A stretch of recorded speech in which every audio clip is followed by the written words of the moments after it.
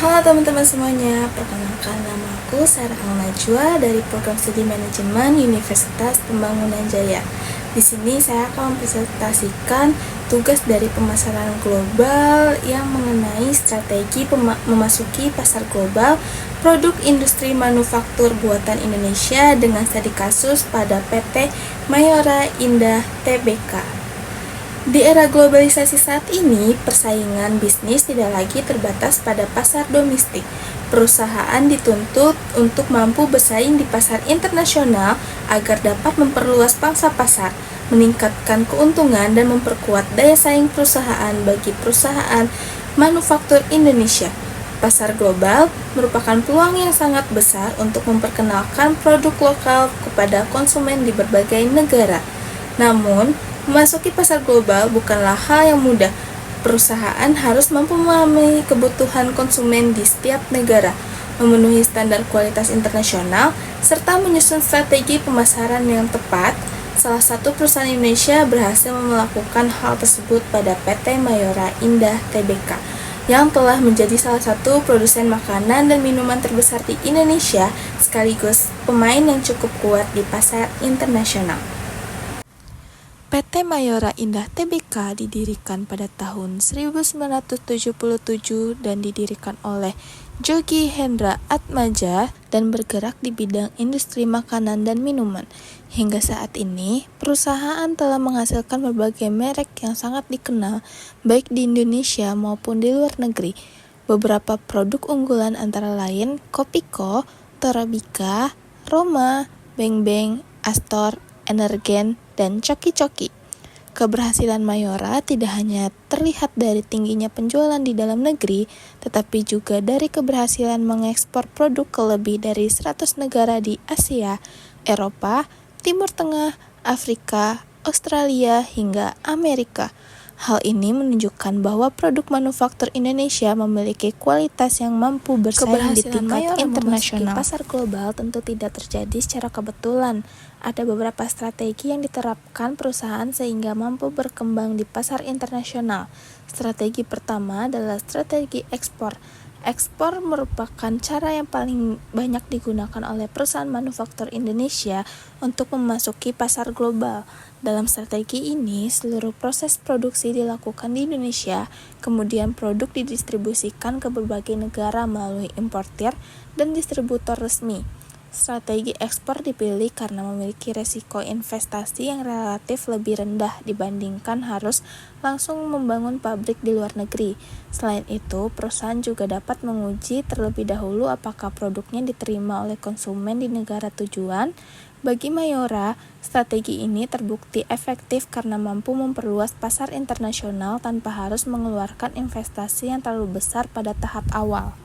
Selain mengandalkan ekspor, Mayora juga menerapkan strategi adaptasi produk.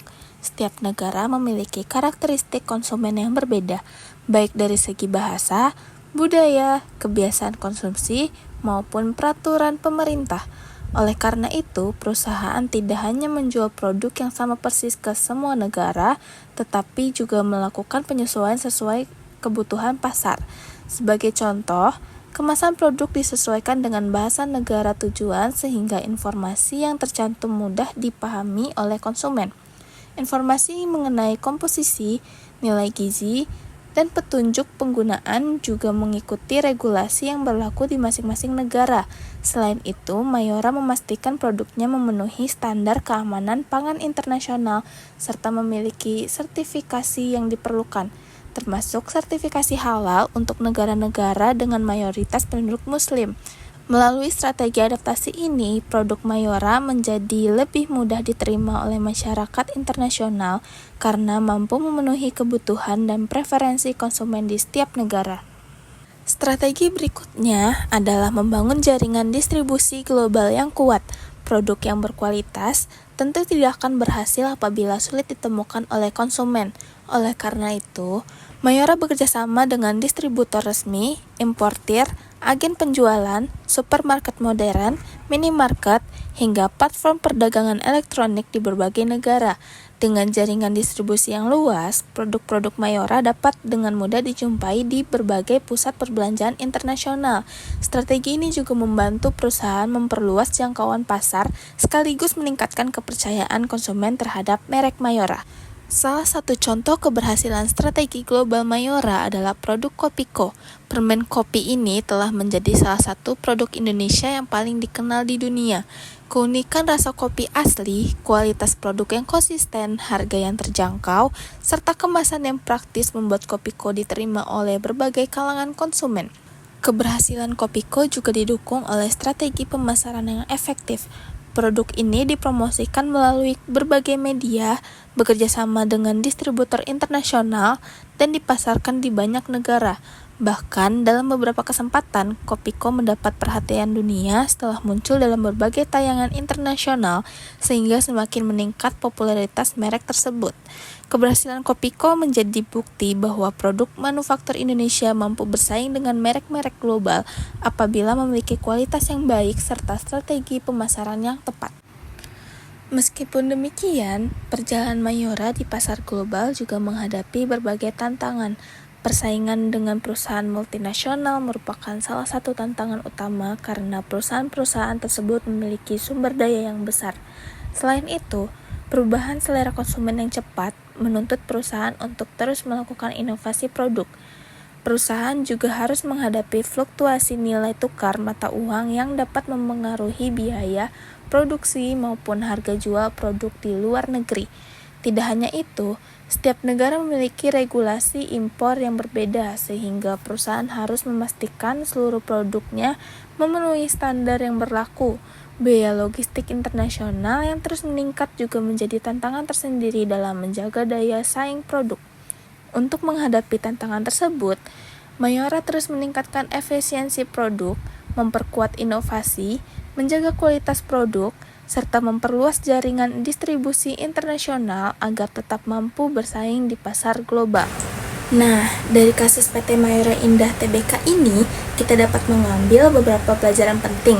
Keberhasilan memasuki pasar global tidak hanya ditentukan oleh kualitas produknya, tetapi juga oleh kemampuan perusahaan dalam memilih strategi yang tepat, strategi ekspor yang efektif, kemampuan beradaptasi dengan kebutuhan konsumen internasional, inovasi produk yang berkelanjutan, serta jaringan distribusi yang luas menjadi faktor utama yang mendukung keberhasilan Mayora di pasar internasional. Hal ini menunjukkan bahwa perusahaan manufaktur Indonesia memiliki potensi besar untuk perkembangan secara global apabila mampu menjaga kualitas produk, memahami karakteristik pasar internasional, dan terus berinovasi sesuai perkembangan kebutuhan konsumen.